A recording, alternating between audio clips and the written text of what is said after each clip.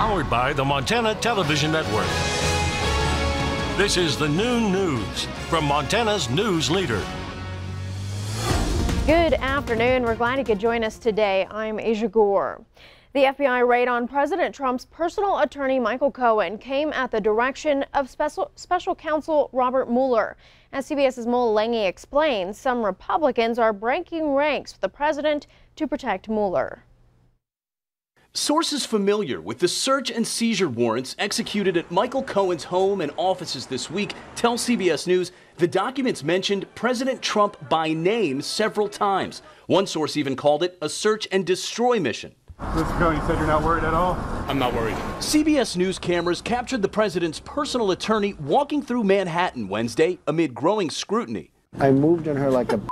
One FBI search warrant mentioned the now infamous Access Hollywood tape in which Mr. Trump made derogatory remarks about women.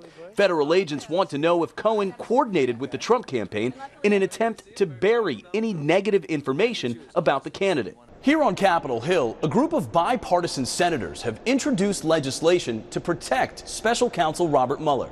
Monday's raids were carried out at the behest of the U.S. Attorney's Office in New York, but the referral came from Mueller. I think Bob Mueller and the career professionals of the DOJ should be left to do their jobs. Earlier in the day, President Trump slammed a New York Times report claiming he wants to fire Mueller, writing in part, "If I wanted to fire Robert Mueller in December, I would have fired him." The president is said to be reevaluating a possible interview with the special counsel.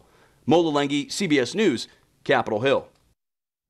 Meanwhile, the world is watching to see if the U.S. strikes Syria in response to its suspected use of chemical weapons. President Trump tweeted yesterday that the bombs were coming, but he tweeted this morning that he never said when an attack on Syria would take place, indicating it could be very soon or not so soon at all. The United Nations Security Council meets today to discuss the situation. And we have some breaking news for you now. We want to tell you about missing endangered person advisory issued for a child that could be on the way to Billings. This is a 9-month-old Native American female named Aubriella Cordova. She is 2 feet tall, weighs 23 pounds, and has brown eyes and black hair. She's believed to be with her non-custodial mother, Edna Jones, a 28-year-old Native American female. They could be in a green 2003 Pontiac. Anyone with information should contact police. Well, the 3 suspects in the March murders of a Helena couple deny responsibility. Kyle Ham, Journey Weinecke, and the victim's adopted son, Caleb Taylor, all entered not guilty pleas Wednesday in Lewis and Clark County District Court. Prosecutors say David and Charla Taylor were killed after they confronted their son about burglarizing their business. Surveillance footage from a car wash shows Taylor and Weinecke washing themselves off after the murders. Investigators believe a metal bar was used to commit the killings. Trial is set for September. A former neighborhood program coordinator for the city of Bozeman now accused of embezzlement for a second time. Jessica Johnson is charged in Gallatin County District Court with felony embezzlement for stealing money from Downtown Business Partnership. Now, the new charge comes less than 2 weeks after she was charged with stealing from the city of Bozeman. She resigned from the city after being placed on administrative leave and then went on to work as a neighborhood program coordinator. Johnson is now accused of depositing over $2,000 of DBP's funds into her own personal bank accounts. Suspected drug use by an employee at the daycare leaves the YMCA Learning Center in Missoula temporarily closed. MTN's Connor McCauley reports. YMCA Learning Center will be closed for the rest of the week due to an employee's possible possession and use of methamphetamines on the premises. The director of the daycare was made aware of the possible drug use by one of the employees. A tip from a fellow employee led to the arrest of 30-year-old Sienna Hines, but before that there was not a lot of warning signs for her longtime employer. You know, we're thinking there might be about a 3-week period of time. We heard from the Missoula Police Department that the employee did admit that it was about 3 weeks, which might match up with a little bit of behavior, but to be honest, there weren't a whole lot of signs to be concerned. Tuesday, Missoula police searched the ground with canine units and found no drugs, but did find paraphernalia in the laundry room of the child care facility.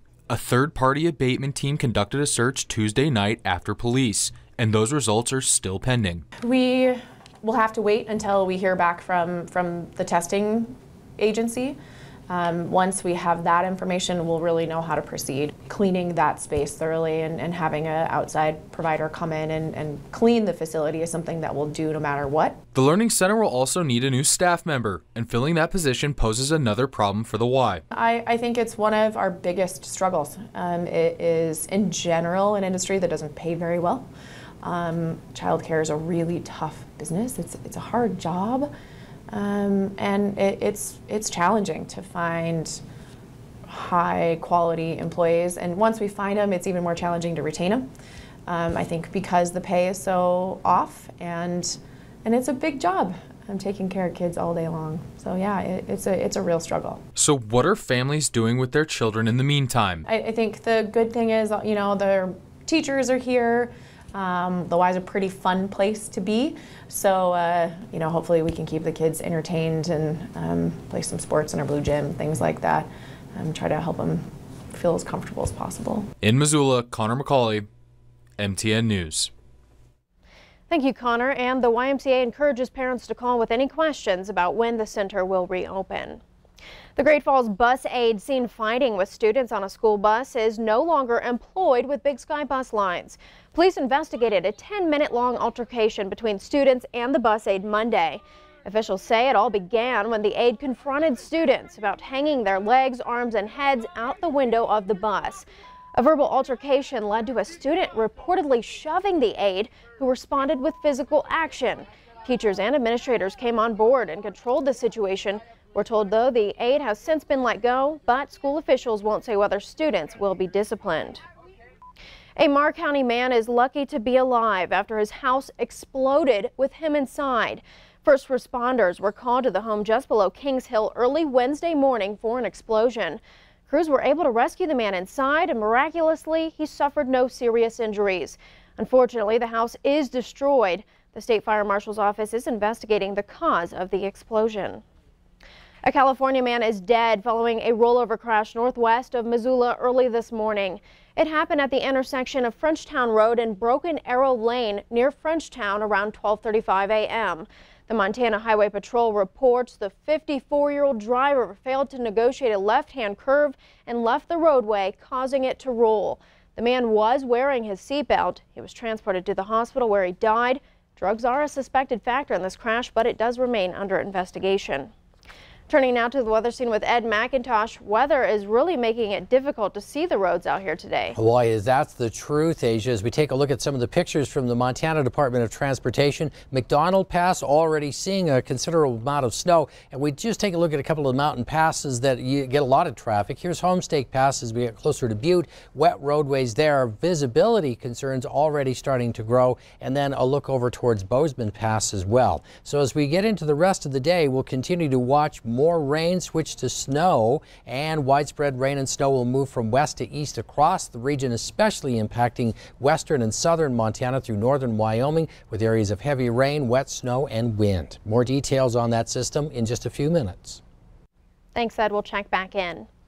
Leaders from the Environmental Protection Agency met with Butte residents over the future cleanup of mine waste at the city's Superfund site.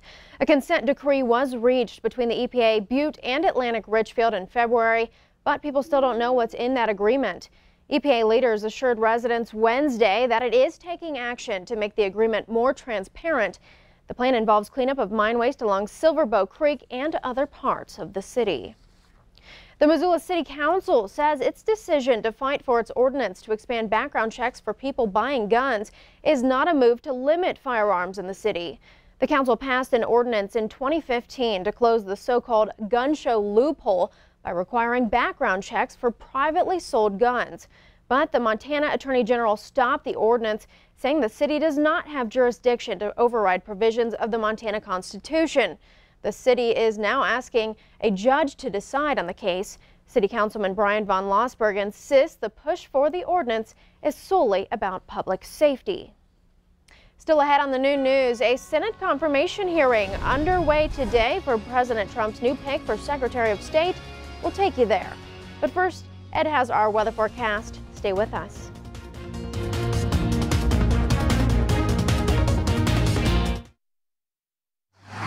You're watching MTN News with Aja Goare. Storm Tracker weather with Ed McIntosh and farm and ranch news from the Northern Egg Network.